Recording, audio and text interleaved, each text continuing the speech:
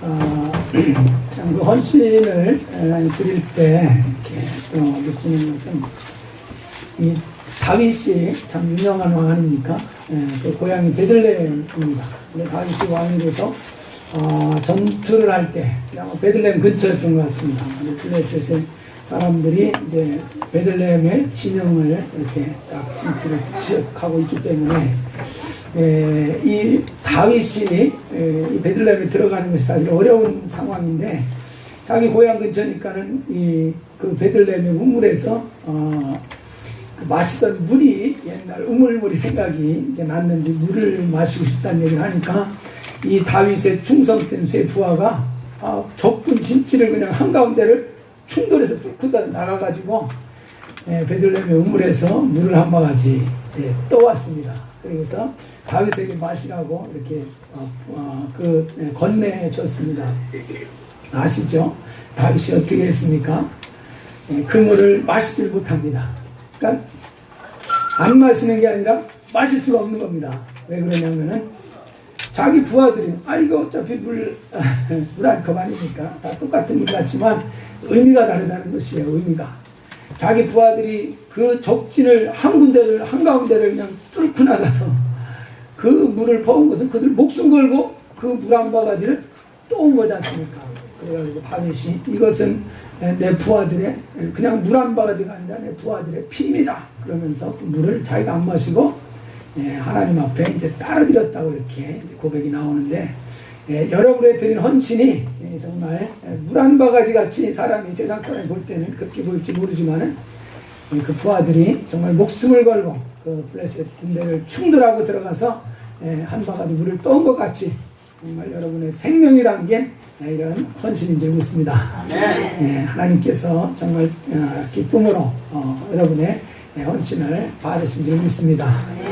이렇게 부어드린 정말 이 물 세상 사람은 알지 못할 것입니다. 그냥 똑같은 물이라고 생각할지 모르지만은 아마 그 중심으로 정말 목숨을 걸고 하나님 앞에 자기를 내어드린 그 증거를 이렇게 나타낸 분명한 그런 헌신인데 하나님께서 영광을 받은 줄 믿습니다. 그래서 우리 작년 1그룹 잘 준비하셨는데 우리 격려하는 뜻에서 한번 작년 1그룹을 위해서 박수 한번 합시다.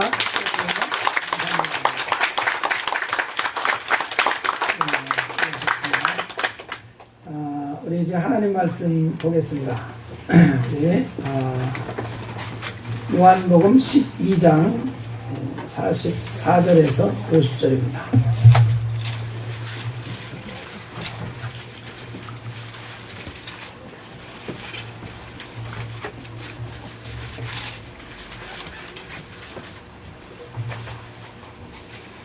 신약성경 169페이지 정도 되어 있습니다. 요한복음 12장 44절에서 끝절 50절까지 제가 한 절 읽고 여러분이 한 절 읽고 이렇게 교도하겠습니다.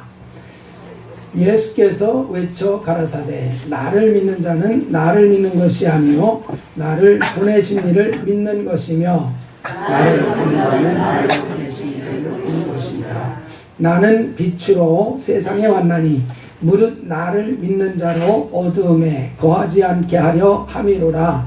사람이 내 말을 듣고 지키지 아니할지라도 내가 그를 심판하지 아니하리라. 내가 온 것은 세상을 심판하려 함이 아니요 세상을 구원하려 함이로라.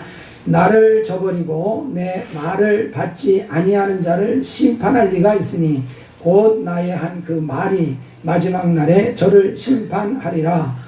내가 내 자유로 말한 것이 아니요 나를 보내신 아버지께서 나의 말할 것과 이를 것을 친히 명령하여 주셨으니 나는 그의 명령이 영생인 줄 아노라. 그러므로 나의 이르는 것은 내 아버지께서 내게 말씀하신 그대로 이르노라 하시니라. 아멘. 할렐루야. 아멘.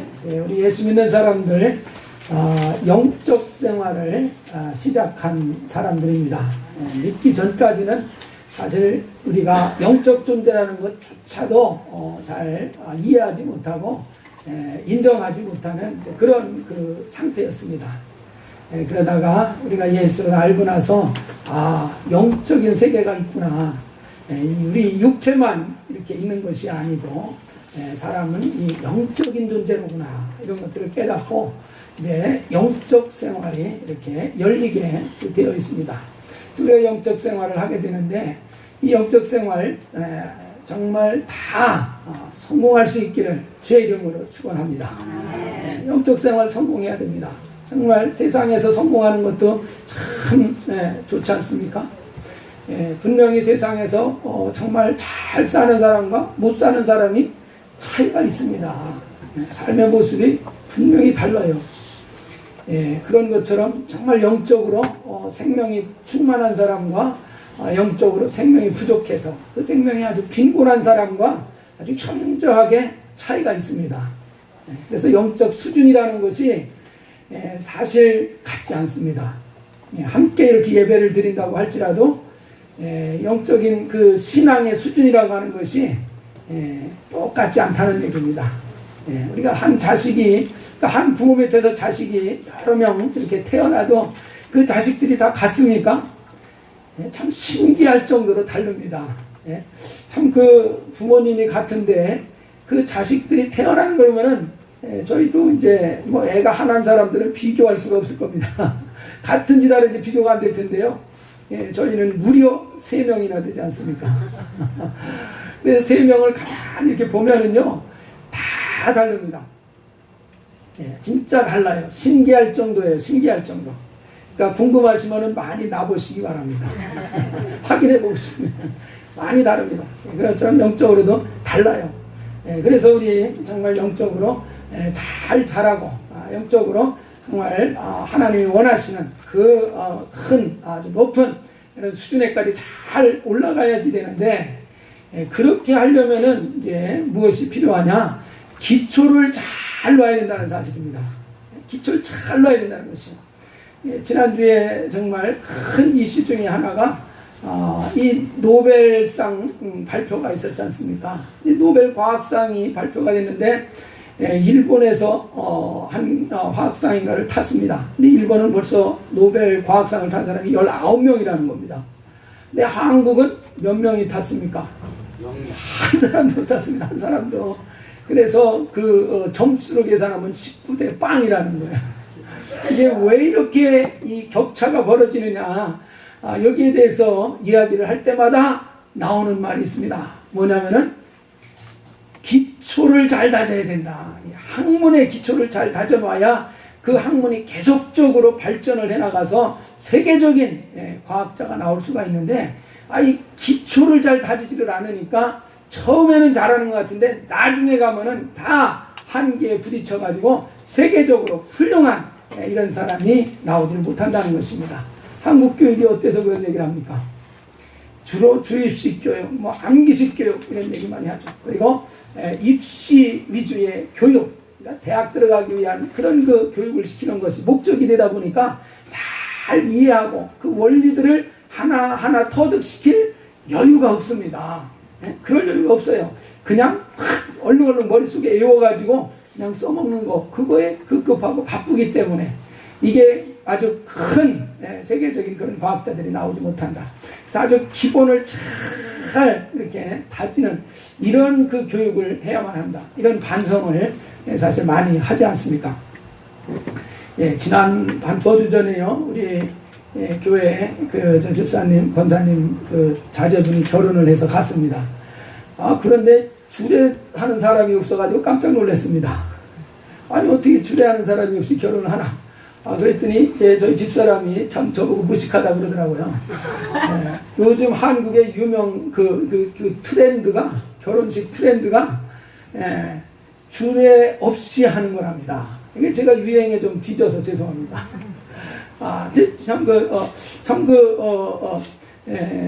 요즘에 이렇게 하는 풍습이 또 있다고 그러니까 뭐 할 말은 없지만은, 그러나 이 결혼이라는 것, 이 세상 생활을 하는 것에서도 아주 잘 이 기초를 놓는 것이 참 필요하거든요.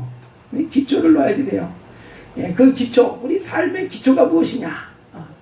뭡니까 삶의 기초가? 우리 예수님께서 이 마태복음 7장에 보면은 이 건물 비유를 하셨습니다. 이 건물 비유를 하셨는데 기초를 잘 놓고 집은 다르다는 것입니다. 그냥 겉으로 보기에는 기초가 잘 나졌는지 안 나졌는지 보기에는 잘 모르지만은 언제 그 사실을 알 수 있냐? 창수가 일어날 때 큰 홍수가 나가지고 집을 그냥 휩쓸어 버리면 기초를 엉성하게 놓은 그런 집은 그냥 홍수에 다 무너져 버립니다. 그런데 기초를 단단하게 놓고 잘 이렇게 세운 그 집은 절대로 무너지지 않는다는 것입니다. 이거 이해가 가십니까? 이해가 안 가십니까? 이거 이해하기 어렵지 않습니다. 그러니까 기초를 든든히 놓으면 아무리 큰 지진이 와서 이 건물을 흔들어도 무너지지 않습니다. 근데 기초 없이 해놓은 거는 조금만 건드리면 확 이제 다 무너지지 않습니까? 그러니까 기초를 든든히 놔야 되는데 그때 주님이 기초로 하시는 것이 무엇입니까? 기초라고 하신 것이 뭡니까?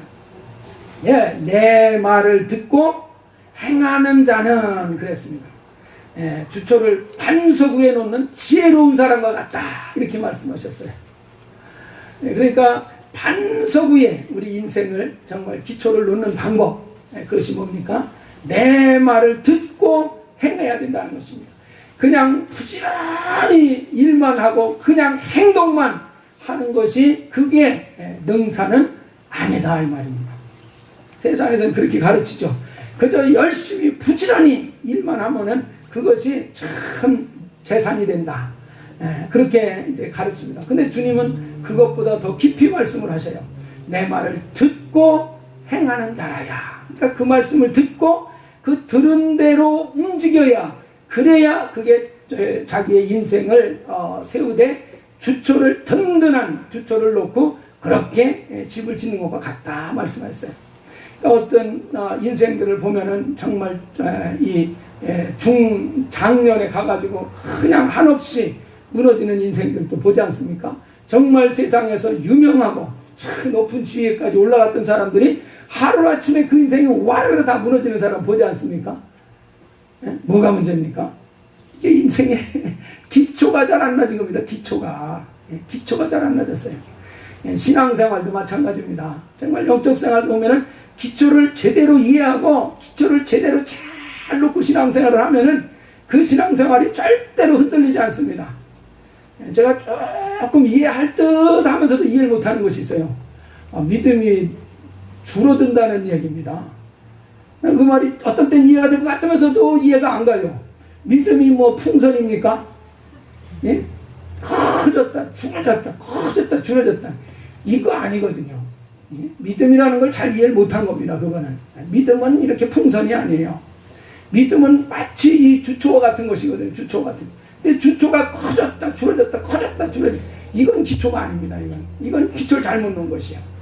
그 제가 볼 땐 뭔가 어떤 감정을 놓고 얘기하는 거 아닌가 싶어요. 그런 거는 자기 감정이 뜨거워지고 감정이 그냥 막 이렇게 고양이 되면은 믿음이 좋다 이렇게 생각하고 감정이 풍선 바람바에도 푹 빠지면은 나 믿음 다 떨어졌나 보다 이러는 것 같아요. 내가 볼 때 맞습니까? 그래서 어떤 이해할 것 같으면서도 도무지 이해가 안 가는 거예요. 그래서 아예 어떻게 생각하냐면 아예 저 사람은 믿음이 뭔지 모르는 사람 아닌가, 아예 저 사람은 처음부터 믿음이 없던 사람이 아닌가, 그렇게 의심이 될 때가 있어요.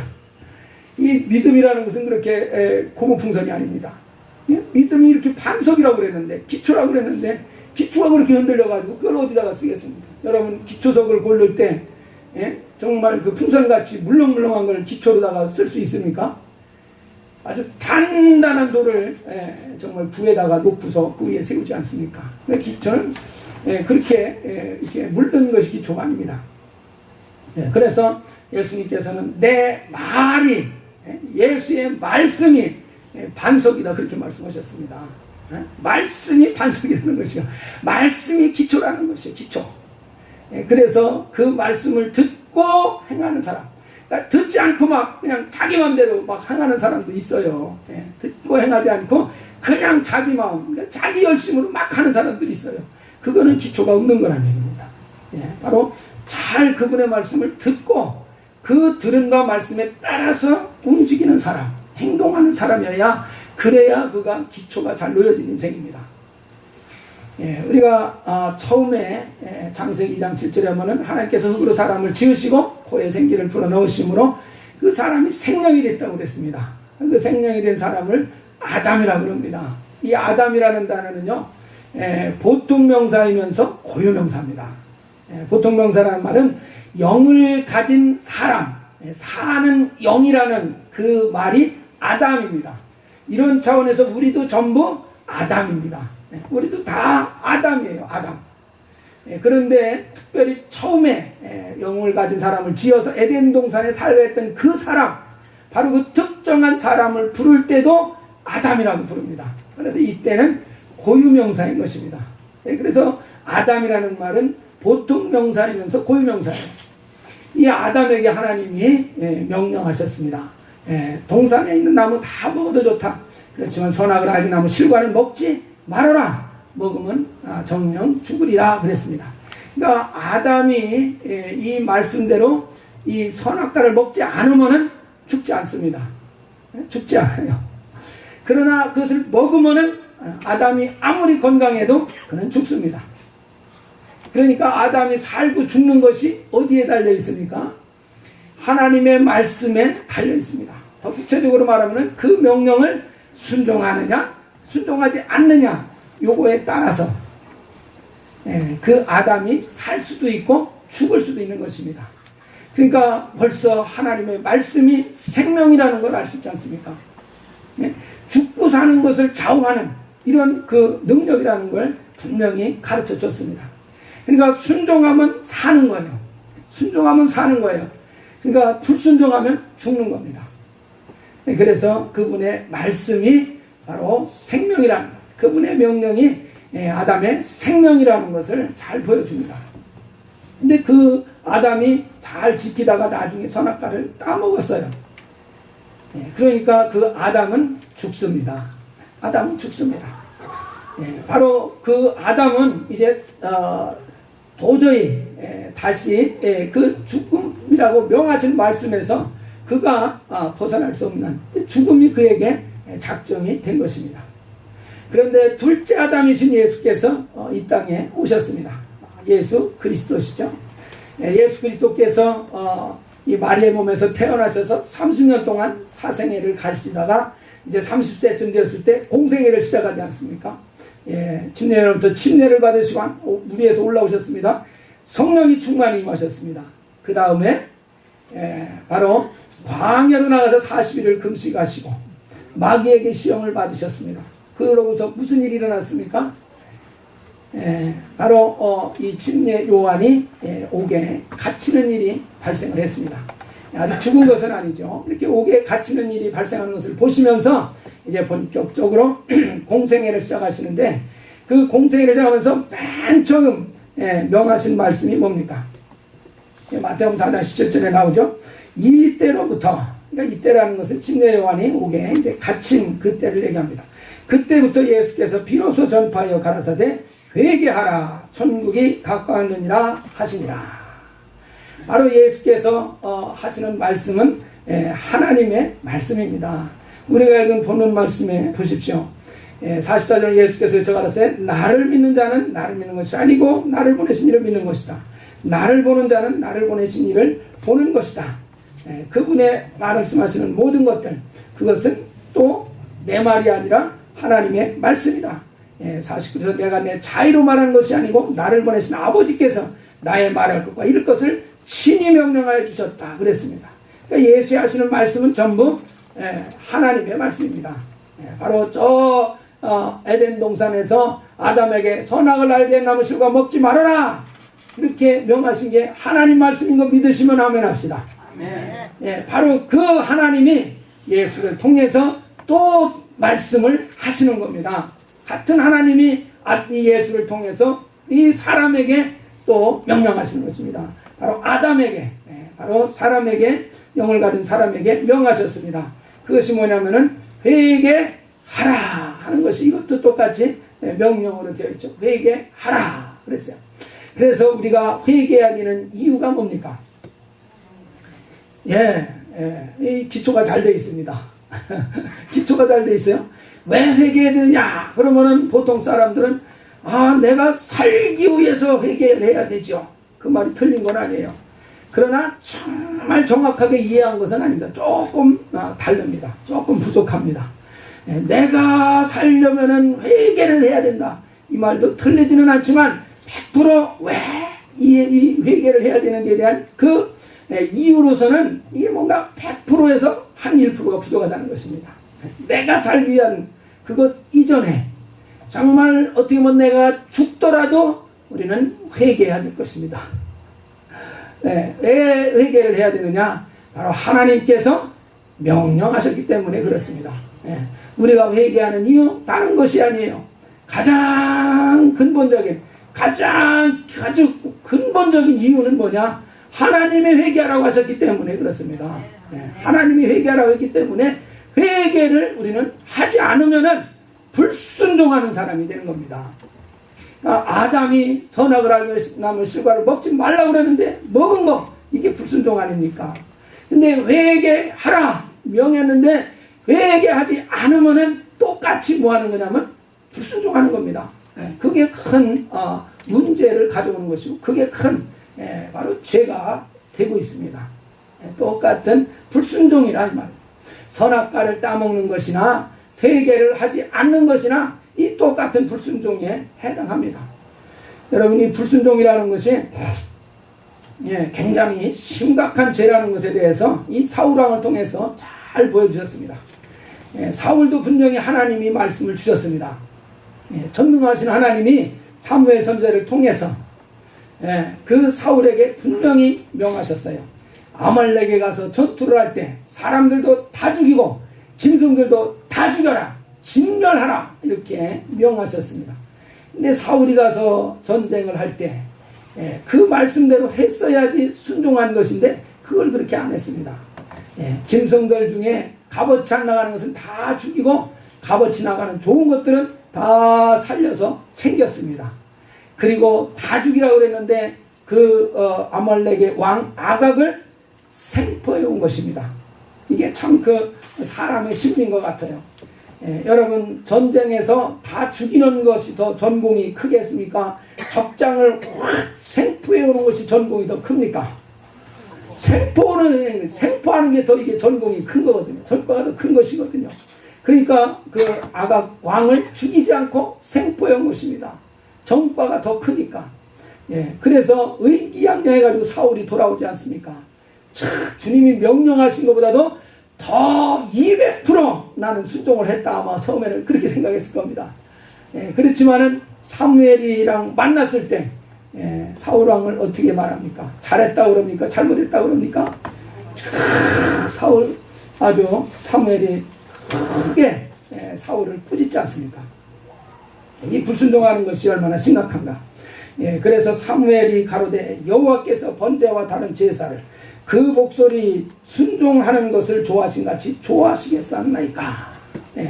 그러니까 번제, 다른 제사, 어떤 전리품 이거를 하나님이 기뻐하시겠느냐? 오히려 순종하는 것을 더 좋아하지 않으시겠느냐? 그래서 순종하는 것이 제사보다 낫다. 듣는 것이 수양의 기름보다 낫다. 그랬습니다. 그럼 한번 따라 해봅시다. 순종이 제사보다 낫다. 듣는 것이 수양의 기름보다 낫다. 믿으십니까? 하나님의 가르치심, 하나님의 말씀입니다. 왜 그것이 더 나으냐? 거역하는 것, 불순종하는 것은 사술의 죄와 같다 그랬습니다. 사술이 뭔지 아시죠? 사술. 주술적인 거 알지 않습니까? 주술적인 거.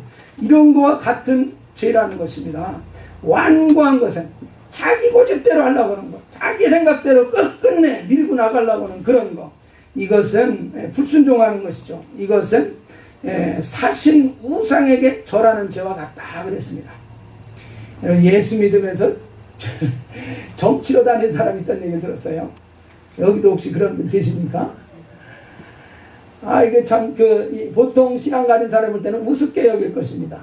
그런데 불순종하는 것이 그거보다 더 큰 죄라는 것입니다. 이해하십니까? 동의하십니까? 네. 그러니까 여러분 정치를 간다고 하는 사람 손가락질하지 마세요. 여러분이 정말 모든 모든 계명 100% 순종하고 계시다면 혹시 뭐 손가락질 할 수 있을지 모르겠어요. 비웃지 말라는 것입니다. 다른 사람 비웃지 말라는 것이요. 옛날에 뭡니까? 이 똥 묻은 개가 겨 묻은 개 이렇게 또 이렇게 조롱한다는 식으로.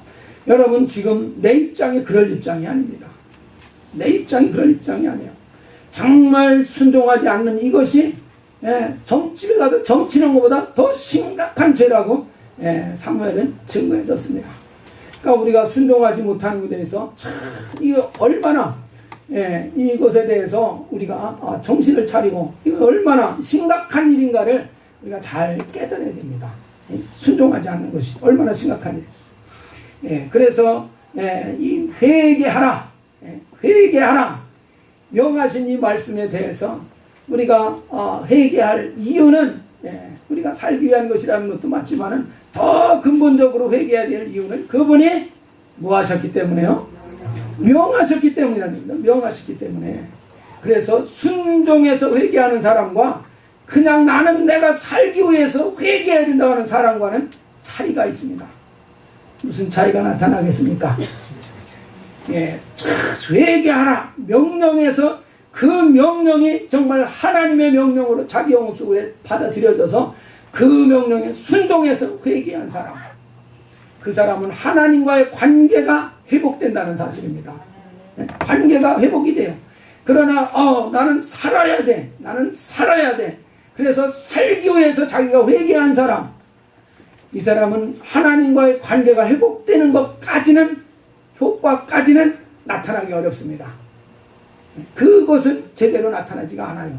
그러니까 우리가 이 순종하는 것은 주님과의 관계를 형성시켜주는 것입니다.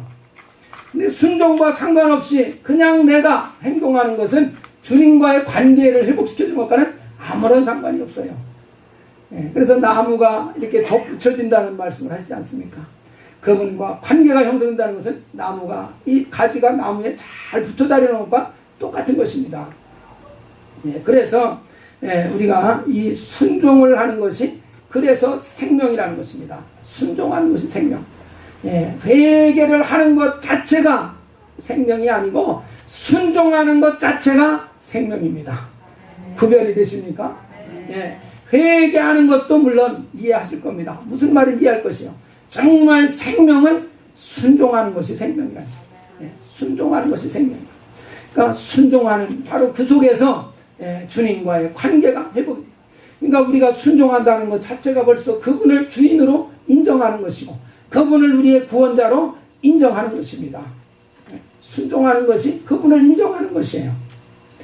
순종하는 것이 그분을 인정하는 것이요. 순종하지 않는 것은 그분을 인정하지 않기 때문에 순종하지 않는 것입니다. 냉정하게 말하면. 제 말이 너무 억울합니까? 억울해요? 아닙니다. 잘 보면은 그분을 인정하지 않기 때문에 순종하지 않는 거예요. 그분이 만물을 말씀으로 지으시리라는 것을 안다 그러면은 그 말씀에 순종하는 거에 왜 주저하겠습니까? 주저함 없이 그냥 순종이 확 나오게 돼 있어요. 염려가 생길 수가 없습니다. 염려가 생길 수가 없어요. 아이고 이거 하나님께 이렇게 순종했다가 내가 이 땅에서 어떻게 살아남을 수 있을래나, 이게 걱정이 될 수가 없다는 것입니다. 만물을 지으신 하나님이 하신 말씀인데 그 말씀을 따라가는데 하나님이 왜 우리를 책임져 주지 못하겠습니까? 그러니까 이게 벌써 순종한다는 것은 그분에 대한 믿음이 있다는 걸 보여주는 것이요.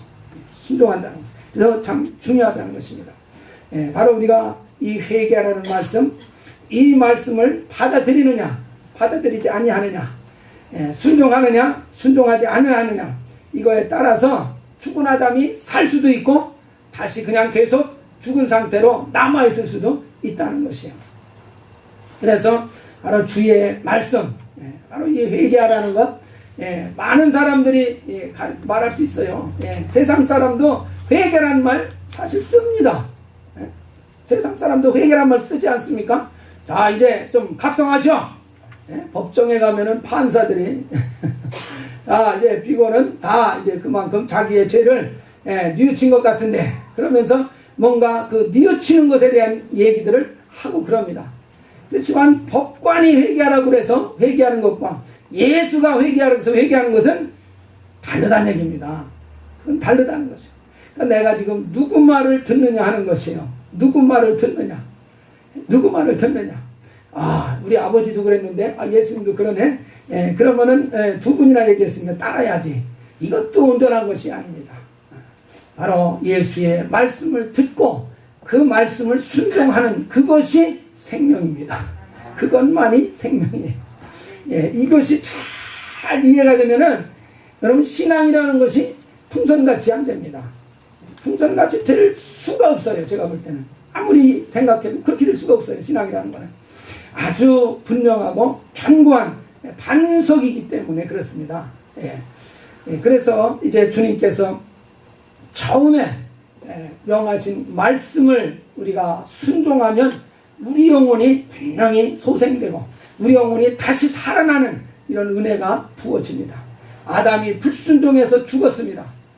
그러나 정말 예수의 말씀을 순종하면 이제는 그 죽은 영혼이 다시 사는 놀라운 은혜가 열린다는 사실입니다. 예수께서는 또 맨 마지막에 그분이 공생애를 살면서 맨 마지막에 하신 말씀은 또 뭡니까? 맨 마지막에 하신 말씀 사도행전 1장 8절 9절에 나옵니다. 바로 그 8절 말씀을 하시고 9절에 보면 이 말씀을 하신 후에 사람들이 보는 앞에서 하늘로 올려가셨다 이렇게 말하고 있어요. 그러니까 하늘로 올려가시기 직전에 주님이 마지막으로 하신 말씀이 있습니다. 사도행전 1장 8절에 그것이 그것이 무슨 말씀입니까? 오직 성령이 너에게 임하시면 권능을 받고 예루살렘과 유대와 사마리아와 땅끝까지 이르러서 내 증인이 되리라 말씀하셨습니다. 그러니까 맨 마지막에 하신 말씀은 증인이 되라 그 말씀이었어요. 그것도 우리에게 명하신 말씀입니다. 근데 증인이 되는 것이 그냥 내 이웃에게만 증인이 되라고 하신 것이 아니라 예루살렘, 유대, 사마리아 땅끝까지 가서 증인이 되라. 이것이 마지막 명령이었습니다. 마지막 말씀. 그러니까 그래서 우리는 보통 유언이라고 이렇게 표현을 합니다. 유언. 불효자식이라도 유언은 충실하게 지키려고 애를 쓰지 않습니까?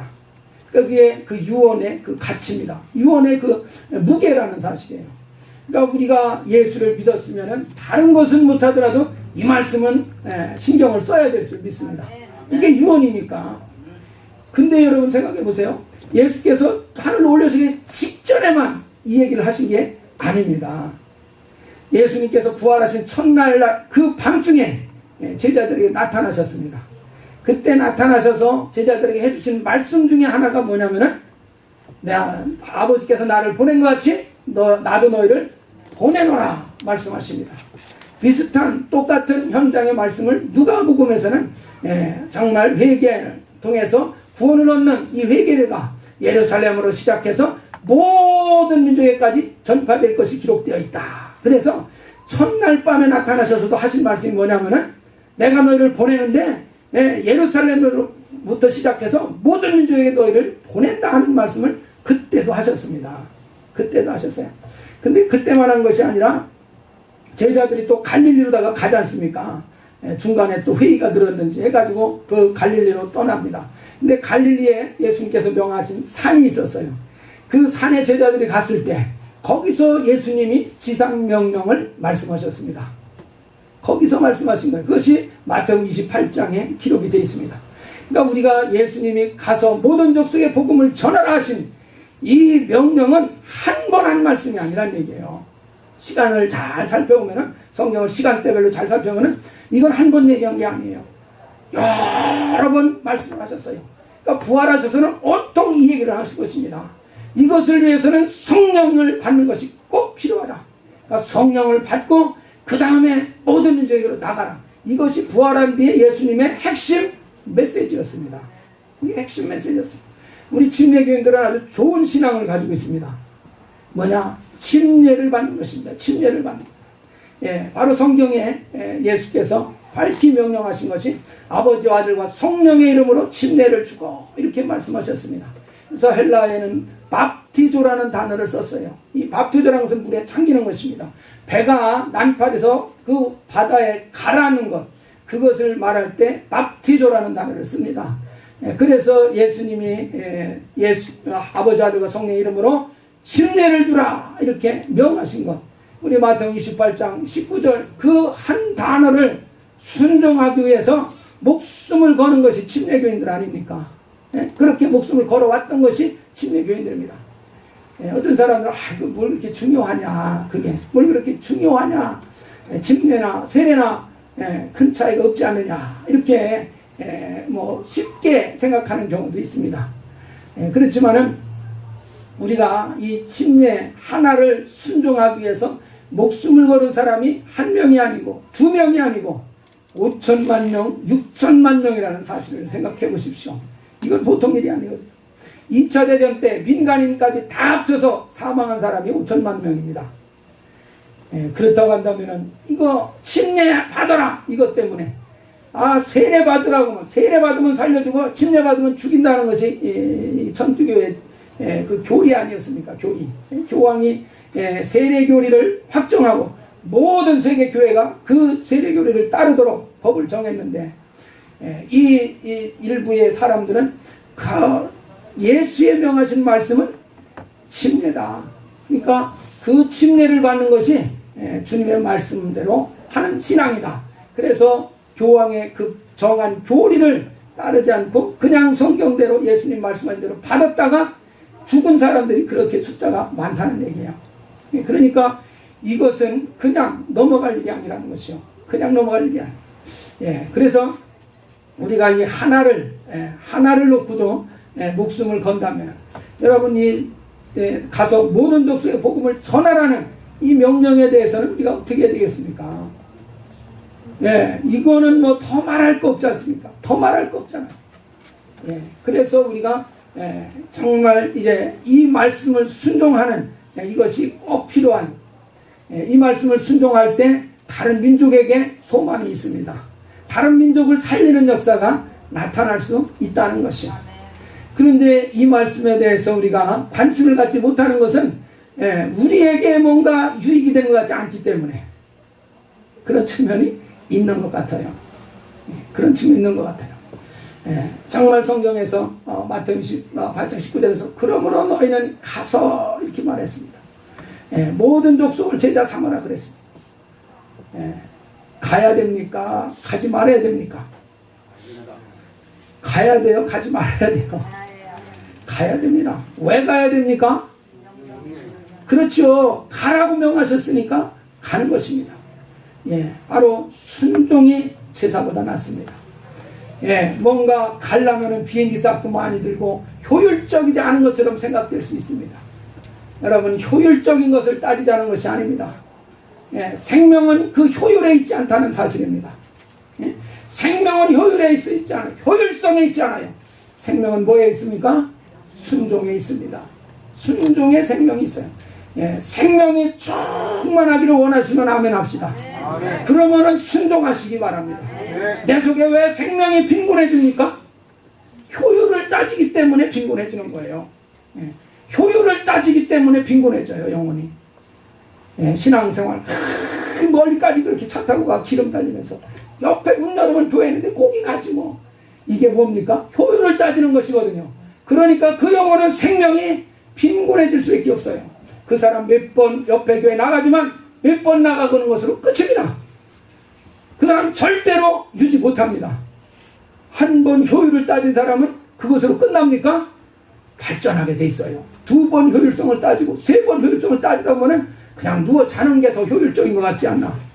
그냥 누워서 그 설교 컴퓨터로다가 틀어놓으면 그 유명한 목사님들 설교가 그냥 나오는데 뭐 방에서 딱 틀어놓고 편히 쉬면서 은혜 받고 야, 이거 효율성이 뭐예요? 따따따따 따버립니다. 이거는 이거 아주 기가 막힌 지혜거든요. 계속 효율성을 따져보세요. 생명은 어디에 있어요? 순종하는 곳에 있어요. 말씀을 듣고 하나님 말씀이구나 깨닫고 하나님 말씀인 걸 알고 그 말씀에 순종할 때 거기에서 생명이 있는 것인데 사람들이 효율성을 따지다 보니까 순종을 생각하지 않는 것이, 그러니까 자기 영혼이 빈곤해지는 겁니다. 자기 영혼이 빈곤해져. 정말 생명이 정말 충만하게 원한다면 우리는 그 효율에 관심을 너무 가지면 안 됩니다. 오직 순종하는 것에 관심을 가지면 돼요. 정말 순종한다면 우리 영혼의 생명이 임하실 것이고, 순종하면 하나님의 복이 임할 줄 믿습니다. 그러면은 순종하기 위해서 투자한 정말 많은 천문학적인 정말 물질이 허비됐다 할지라도 그것을 능히 커버하고 능히 보완하고 남을 만큼 하나님이 쌓아주실 줄 믿습니다. 이것이 우리 하나님이라는 것이 하나님이 하나님이 살아계시다는 증거가 되지 않겠습니까? 저 사람 저렇게 살아가지고는 쫄딱 망할 것 같은데, 저렇게 예수님 따라가지고는 쫄딱 망할 것 같은데 안 망하거든요. 보니까 안 망하거든요. 그럼 그게 뭡니까? 하나님의 영광인 줄 믿습니다. 저 사람은 저렇게 살다가 죽어야 되는데 저게 죽지 않고 저렇게 쌩쌩하네. 이게 하나님의 영광이지 않겠습니까? 생명은 어디에 있습니까? 순종에 있습니다. 순종에 있어요. 정말 순종하려면 나에게 말씀하시는 이가 있어야죠. 말씀하시는 이가 있어야 그것을 순종하지 않겠습니까? 저는 확신해요. 순종할 마음의 자세와 그 열린 마음이 있으면 하나님은 반드시 말씀을 주실 것입니다. 무엇을 순종해야 될지, 무엇을 내가 따라가야 될지 하나님은 그 순종할 말씀을 기억나게 해주실 것입니다. 순종할 말씀을 분명히 들을 수 있게 귀를 열어주실 것입니다. 그래서 우리가 순종하고자 하는 이러한 겸손한 심령을 정말 가지고 나에게 말씀하여 주시옵소서. 내가 순종해야 될 말씀, 내가 따라가야 될 말씀 내게 명하여 주시옵소서. 겸손히 주님 앞에 말씀을 구하는 사람. 베드로 보십시오. 베드로가 아무리 감정이 격한 사람인 것 같고 뭔가 성정이 충동적인 것 같은 사람이라 할지라도 그가 이 바다를 건너가다가 유령같이 예수님이 막 무리를 걸어오는 걸 봅니다. 예수님이다. 그럼 나도 걸을 수 있지 않고서 막 바다로 걸어갔습니까? 그렇게 안 했습니다. 정말 당신이 주님이시면, 당신이 하나님이시면 나를 오라 명하소서. 정말 무리로 걸어오라 명하소서. 명령을 구하지 않습니까? 그러고서 명령을 하셔서 오라 하니까 베드로가 움직이지 않습니까? 베드로가 충동적인 그런 감정으로 행하는 것이 아닙니다. 막 욱해가지고 주령 같은 경우는 나도 걸어오지, 이게 아니었다는 것이에요. 이게 분명히 주님이시면은 나를 오라 명하소서. 그래서 그분이 명하니까 그가 걸어왔기 때문에 무리를 걸은 것이에요. 그래서 정말 그 순종할 겸손한 심령으로 하나님의 말씀을 구하시기를 주의 이름으로 축원합니다. 순종할 믿음의 자세가 되어 있다면 반드시 하나님은 그 심령 속에 하나님의 음성을 들려주실 것입니다. 내 속에 하나님의 음성이 정말 임할 수 있을 때까지 우리 영혼 참으로 주님 앞에 겸손히 행하고 교만히 행했던 것을 철저하게 우리가 자복하며 회개할 때 정말 주님의 음성이 깊숙이, 영혼 깊숙이 항상 들려오는 이런 거룩한 심령 이룰 수 있기를 주의 이름으로 축원합니다. 우리 시간 기도하겠습니다. 정말 내가 충동적으로 내가 이렇게 하리라 저렇게 하리라 움직이는 것은 아닌지, 과연 내가 음성을 들었는지, 주의 말씀을 확인했는지 항상 분별해야 될 것입니다. 정말 내게 오라 명하소서. 정말 명할 때 베드로 움직였고 그럴 때 주의 역사는 나타난 것입니다. 우리가 말씀을 듣지 않고 움직이기 때문에 실패하는 겁니다.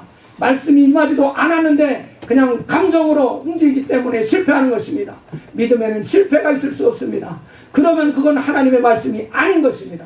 우리 시간 기도할 때 정말 내가 이 말씀의 기초를 잘 놓은 신앙 되게 하셔서 정말 이 신앙의 반석 정말 흔들리지 않는 견고한 신앙을 이룰 수 있게 주시옵소서. 다 같이 동성으로 기도하겠습니다.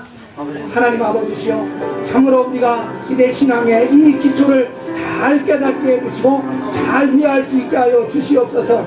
하나님 아버지여, 참으로 우리 주님께서 말씀하시지도 않았는데 우리가 행동하고 움직이기 때문에 우리가 실패하고 또 우리가 아버지여 좌절하고 우리가 아버지여 낭패를 보는 것을 깨닫습니다.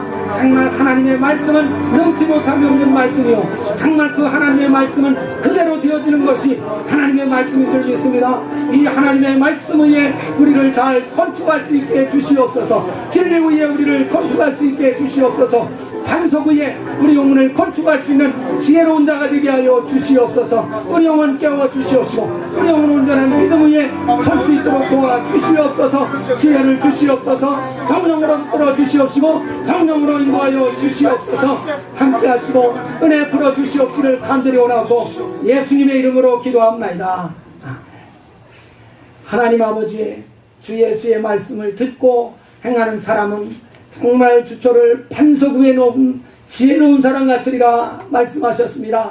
우리가 참으로 지혜롭기를 원하지만은 주여 우리 스스로 지혜롭게 여기지 않게 해주시옵시고 오직 주님 말씀으로 보기에 참 지혜로운 자가 되게 주시옵소서.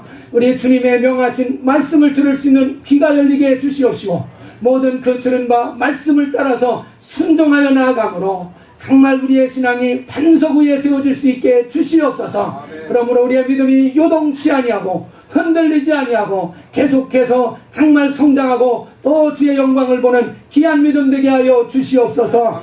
예수님의 이름으로 기도하옵나이다. 아멘.